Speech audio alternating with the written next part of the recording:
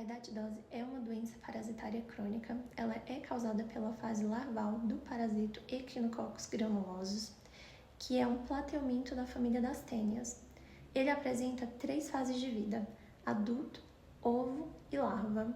Na fase adulta, ele vive no intestino dos cães.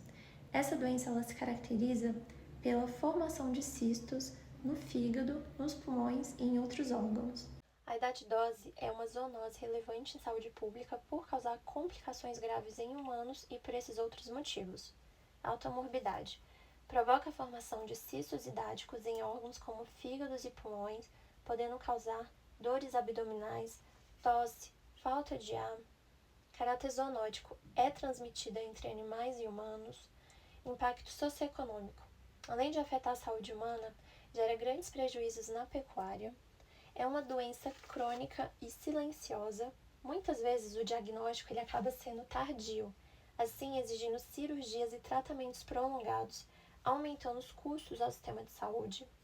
Na distribuição mundial, ela é considerada uma doença negligenciada pela OMS, endêmica em várias regiões rurais da América do Sul, incluindo o Brasil, Uruguai, Argentina.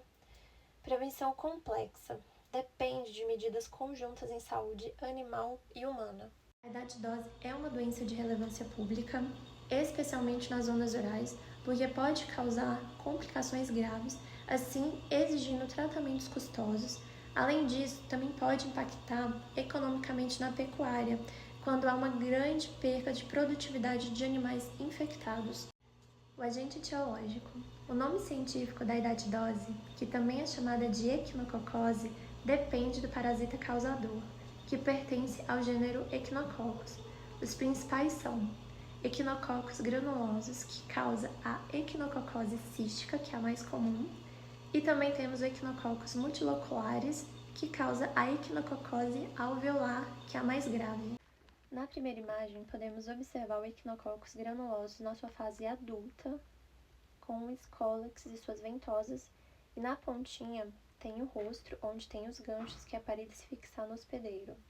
A segunda imagem é o Echinococcus multilocularis. Então a gente tem essa lista, de classificação. O reino vai ser animal, filo do plateumintes, plateuminto, que é um verme achatado. A gente tem a família, que é da tênia, ele faz parte da família das tênias. O gênero Echinococcus e a espécie Echinococcus sp, porque tem mais de uma espécie. É um euminto do grupo das tênias e ele apresenta 3 fases de vida: adulto, ovo e larva. O adulto mede cerca de 3 a 6 milímetros e pode produzir de 500 a 800 ovos.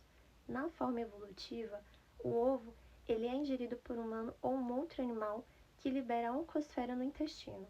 A oncosfera ela vai penetrar na parede do intestino, chegando no fígado e nos pulmões através da corrente sanguínea.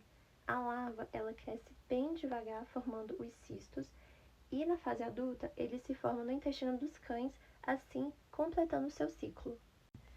Nessa tabela podemos ver a distribuição de ambas as doenças: a equinococose cística, causada pelo Echinococcus granulosus, e a equinococose alveolar, causada pelo multilocularis. Para a cística, ela é cosmopolita, praticamente encontrada em todos os países, raras exceções, enquanto a alveolar ela é mais restrita a alguns países. A incidência da cística, monocística ou policística é menor do que de 1 a 200 casos a cada 100 mil. Então, a cada 100 mil habitantes daquela região, daquele país, temos mais ou menos de 1 a 200 casos. A incidência é baixa comparada com muitas outras doenças. A alveolar é menor ainda, tem de 0,003 a 1,2 a cada 100 mil habitantes. A cística pode provocar morte de 2 a 4% depois de um longo período de infecção, de mais ou menos 10 a 15 anos. A alveolar, a taxa de mortalidade é de 90%, muito mais séria. As incapacitações que muitas doenças causam vão trazer problemas sociais porque os indivíduos eles acabam se tornando incapacitados para atividades laborais. Qualquer tipo de atividade, então, causa um prejuízo mais sério e geralmente acaba afetando a população mais pobre, que já tem problema com renda e acaba não acontecendo essa renda. por conta dessa doença. Então, eles vão acabar precisando dos amparos sociais. População de risco. Temos os trabalhadores rurais e pastores, que estão em risco por manipularem animais de criação, que podem ser os hospedeiros intermediários, e pelo contato frequente com os cães de guarda. Também temos as crianças, que têm o risco maior pelo contato com os cães e também o hábito de levar objetos à boca.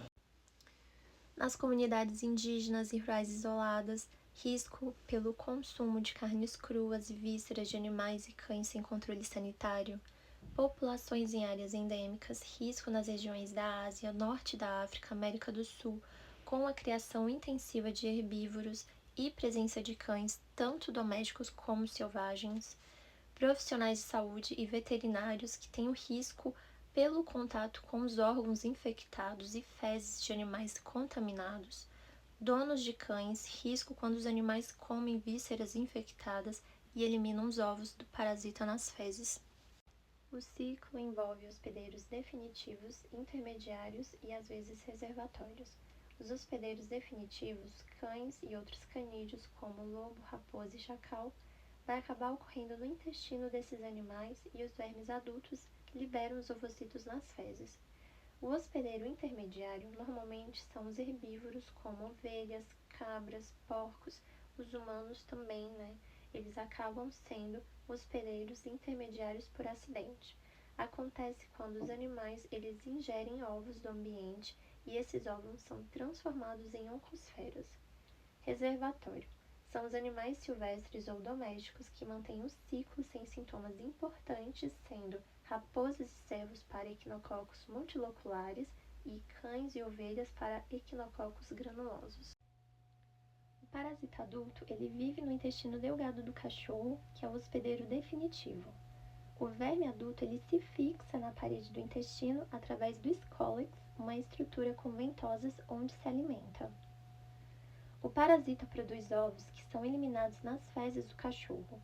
Esses ovos são embrionados e infectantes no ambiente. O hospedeiro intermediário ingere esses ovos presentes no ambiente, por exemplo, em pastagens contaminadas. Dentro do intestino da ovelha, o ovo embrionado libera uma larva chamada oncosfera, que penetra a parede intestinal e entra na corrente sanguínea. A oncosfera é transportada para órgãos como fígado e pulmões, onde se desenvolve e forma o cisto hidático, uma estrutura cheia de líquido que pode crescer lentamente. Quando o cachorro ingere órgãos contaminados com cistos, por exemplo, ao comer carne ou vísceras da ovelha infectada, os protoscólices presentes dentro do cisto se desenvolvem em vermes adultos no intestino do cachorro, assim fechando o ciclo. Vias de transmissão. Elas podem ocorrer pela ingestão de ovos do parasita com cães e fezes infectadas do animal, consumo de alimentos ou água contaminada com ovos. Prevenção. Higiene pessoal. Lavar sempre as mãos após contato com cães e sempre antes das refeições. Controle de cães, vermifugação regular. Higiene dos alimentos. Lavar sempre frutas, legumes, verduras e evitar água contaminada. Educação em saúde, informar comunidades rurais sobre o ciclo do parasita e risco com contato com fezes do cão. Abate seguro de animais, evitar descarte de vísceras cruas no ambiente. Patogenia e manifestações clínicas. Essa doença é causada pelo parasita Echinococcus granulosus. Ele forma cistos hidáticos dentro dos órgãos, principalmente no fígado e no pulmão. Diagnóstico. O diagnóstico pode ser feito de várias formas. Nos exames de laboratório, usamos a sorologia, como o ELISA. Nos exames de imagem, a ultrassom e a tomografia são fundamentais para identificar os cistos. E a ressonância magnética ajuda a localizar e caracterizar melhor o cisto. Tratamento. O tratamento pode ser medicamentoso, como a benzol e mebendazol. Ou, em alguns casos, é preciso fazer cirurgias para retirar o cisto ou aplicar a técnica chamada PARI. Punição, aspiração, injeção de substâncias escolicida e depois da reaspiração. Prevenção e controle. A prevenção começa com medidas simples, como lavar bem os alimentos, manter a higiene das mãos e beber água limpa. E no coletivo é essencial o controle sanitário de cães e campanhas de conscientização em comunidades rurais. A idade idosa é um desafio de saúde pública, mas com prevenção, diagnóstico precoce e tratamento podemos reduzir muito o seu impacto. Obrigada.